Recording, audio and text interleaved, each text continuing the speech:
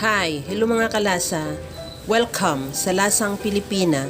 Ngayong araw mga kalasa ay magluluto tayo ng baka. Gagawa naman tayo ng beef broccoli.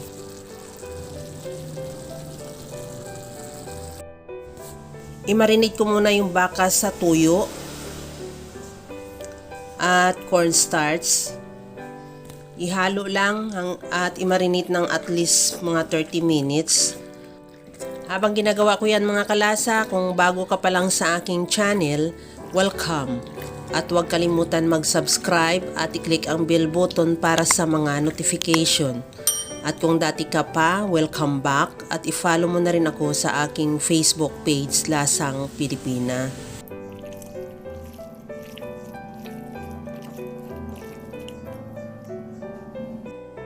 Sa kawali, maglagay ng mantika. Igisa yung luya. Ihalo lang hanggang sa maglabas ng aroma at ilagay ko na rin yung bawang.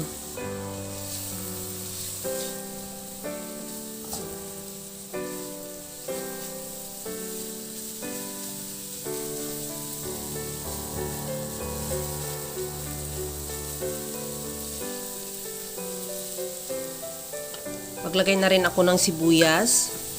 Ihalo lang din hanggang sa maluto yung sibuyas.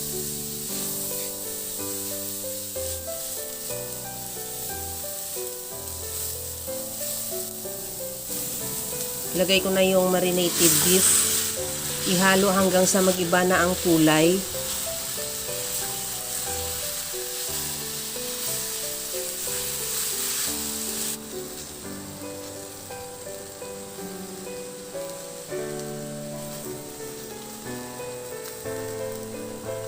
Lagyan ko na rin siya ng oyster sauce.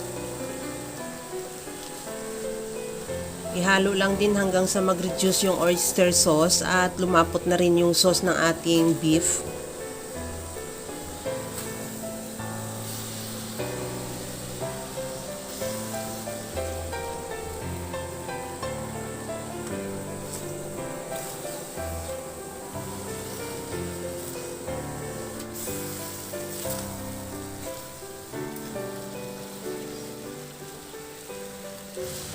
Okay na tong ating baka.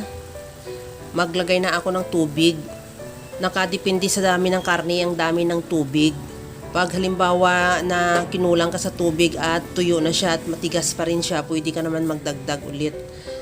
Pagkatapos yan, siguraduhin mo lang matanggal yung tuso na nakadikit sa kawali at takpan hanggang sa lumambot lang yung karne at mag-reduce na rin yung sabaw.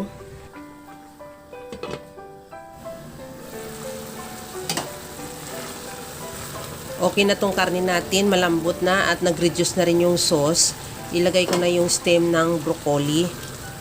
Ihalo lang hanggang sa maluto.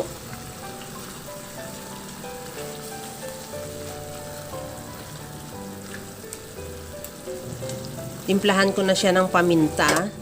Kung halimbawa medyo matabang pa ang timpla para sa'yo, pwede ka naman magdagdag ng iba pang seasoning, either patis or liquid seasoning or asin. Ilagay ko na rin yung broccoli. Kunting halo lang. At takpan muna natin para lang maluto din yung broccoli. Siguro mga 2 minutes or 3. At wag lang i-overcook kasi mas masarap yung broccoli pag medyo crunchy pa siya.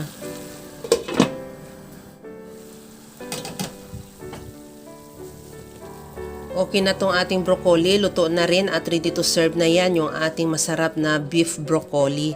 Kaya mga kalasa, kung nagustuhan mo yung ating video, please like na lang at pakishare na rin sa inyong mga friends. At kung bago ka pa lang sa aking channel, subscribe na at i-click mo na rin ang bell button para sa mga notification. Okay na ito, hanguin na lang natin at ilagay sa ating serving plate. Kaya mga kalasa, alam ko kayang-kaya mo rin tong gawin. Kagaya lang lagi sa sinasabi ko na wala namang hindi marunong magluto basta sa simpleng paraan lang. Hanggang sa muli mga kalasa, thank you for watching. Bye-bye!